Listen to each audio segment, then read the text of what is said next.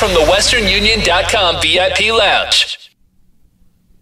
The lovely lady sitting next to me has been drawn to the entertainment industry for quite some time. At the young age of 6, I believe, you had an interest from record labels, and at the age of 14, you had your first single. Give it up for JoJo. Thank you. With 13. Was it 13? Yes, 13. My bad, I was off a few months. I don't care, yeah, a few months.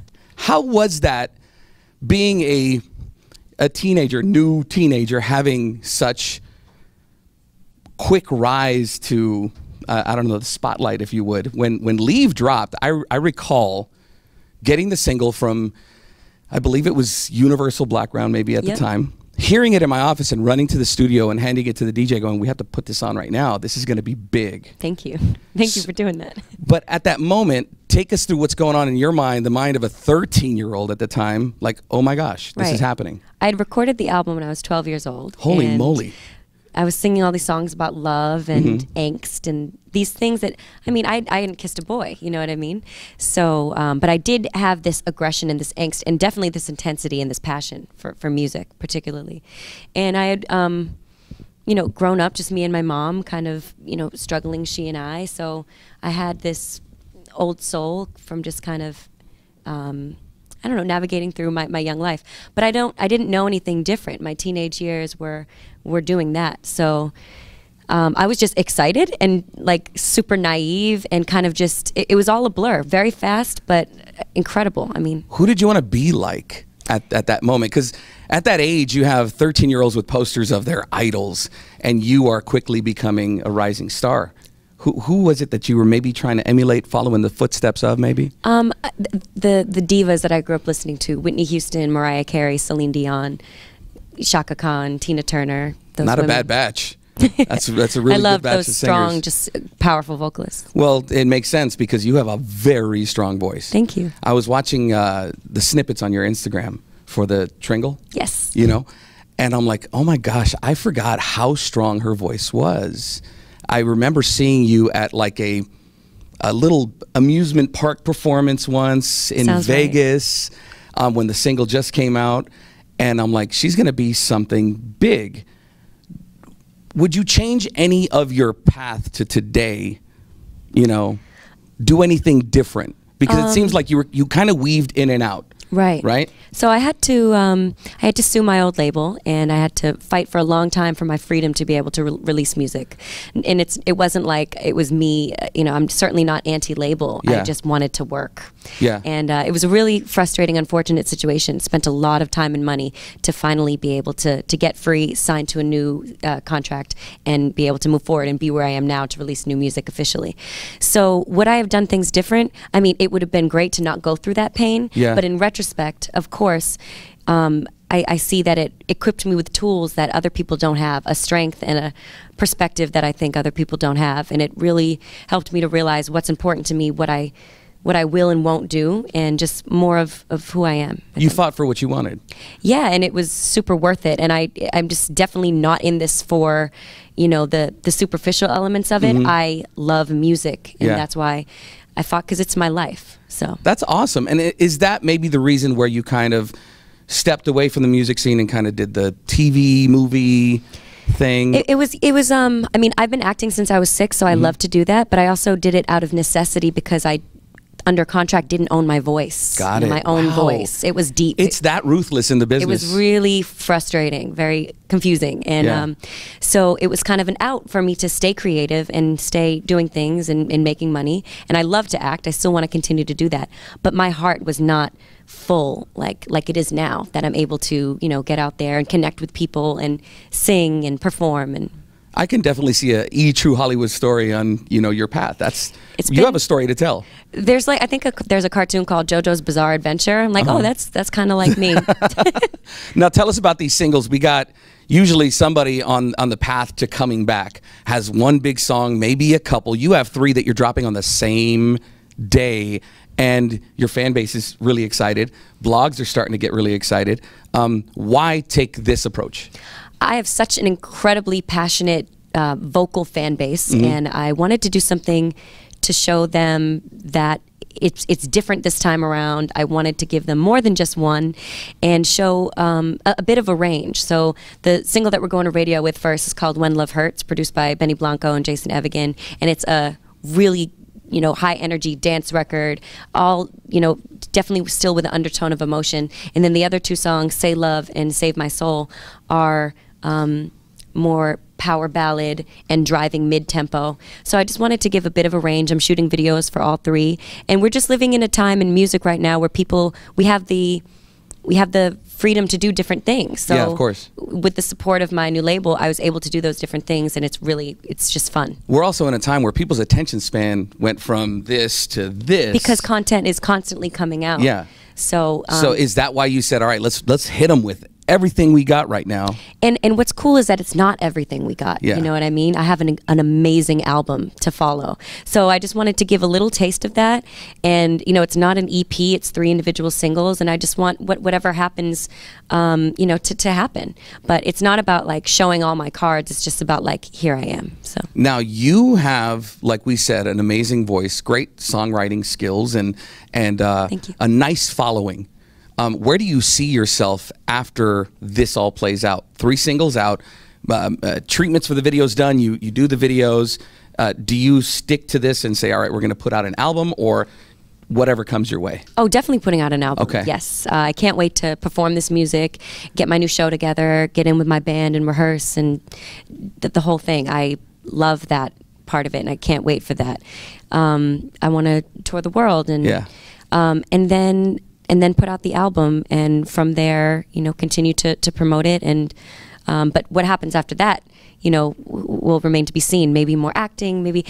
I try not to say like what I'll be doing in a year or 5 years, because if you had asked me, what was going to happen after my second album, it wasn't going to be that I was fighting for 6 years to release another one. So wow, good to see that you didn't give up. You fought for what was right for you. Thank you. And you have some great work ahead of us. 2015 seems to be the year where we're seeing a couple of other artists on the comeback trail as well. From that era, Jordan Sparks. She's starting to make a little noise. And I seen on your Twitter feed, what is your relationship with Paula Deanda? Oh, we did a lot of shows together when we were coming up, and I love Paula and Jordan. Jordan's my girl too. Paula's the homie. Yeah, Paula is really dope, very beautiful and talented. So we used to like hang together after shows, and like we went to go get our nails done. We went to like have a glass of champagne when we weren't supposed to. Like so. It's good, right? I just put that together. Yeah. It's good to see artists have each other's back like that, especially on the comeback, which is and especially really females. Cool. Like I just that means a lot to me, and I want those relationships, and we should support each other, and there is room for more than, imagine that, for more than a few girls to be out there, you know what I mean?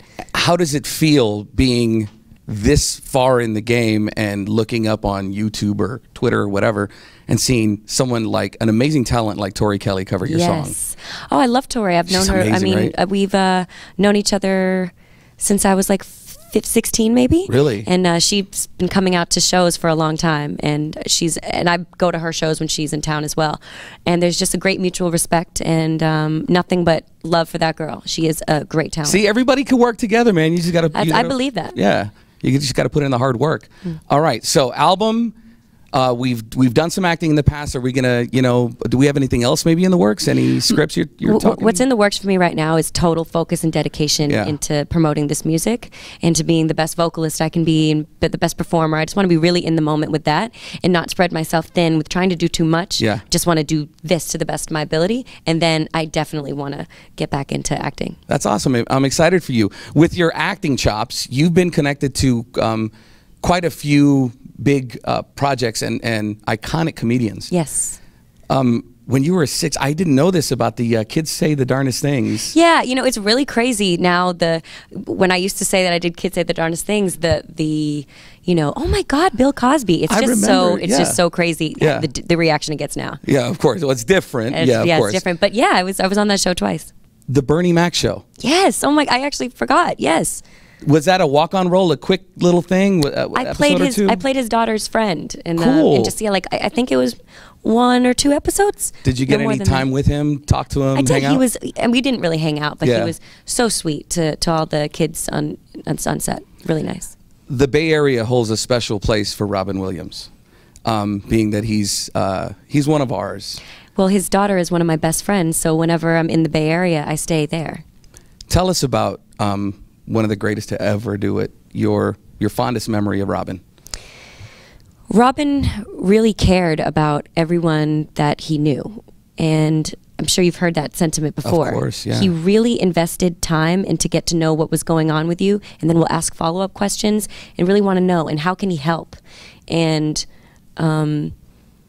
he was just like one of the most, probably the most giving person I've ever, just very selfless and just a channel of knowledge, like just endless information, knows everything about, knows something about everything, and just such an incredible mind, just so fast, so fast. I was in a room that he was in, and I was just like starstruck, but from way across, you know, years ago. Such a humble And I thought to spirit. myself, I see him interacting with people and go, he doesn't have to do that. No, and he didn't. It certainly wasn't an obligation or No. something. It's because he was a real person. He loved being around people. Yeah, Being with people. I think that fed him. Pretty awesome.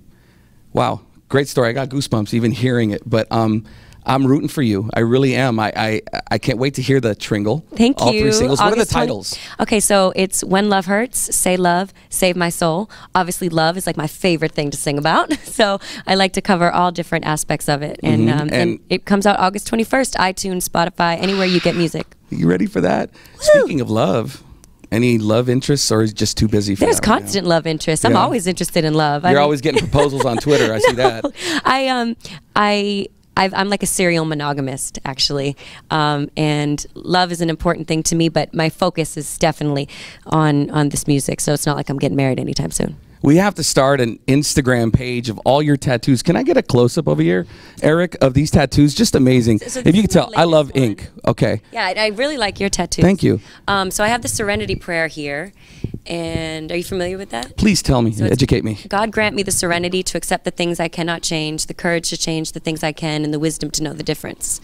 And this is, I kind of wanted to keep in like the bracelet theme, so I just had this artist come up with this really nice thing. He incorporated the treble and bass clefs. That's in there, awesome. And this is kind of like paying homage to my Boston roots. And this is this old like 80-year-old tattoo artist. I said I wanted to do a tattoo inside my web, and he was like, "I'll try it." So we just did that. Truth, got this with my dad in New Hampshire. Truth, period, nothing but the truth. Nothing Just but the stop truth. there. This was my first one I got when I was 17. My mom was so mad. She's And, okay with it now. She hates And them this is all. you traveling the world? Yeah. Yeah. The world is yours. Kind Yeah. of looking down at that. And this is my dinosaur for rawr. Because why not? 'Cause why not? Why not? I love dinosaurs. They all got to mean something. Yeah. Thank you for your time. Thank you. I can't wait to hear the rest of everything, or actually when the singles drop on Friday. But ladies and gentlemen, JoJo, thank you so much. Thank you.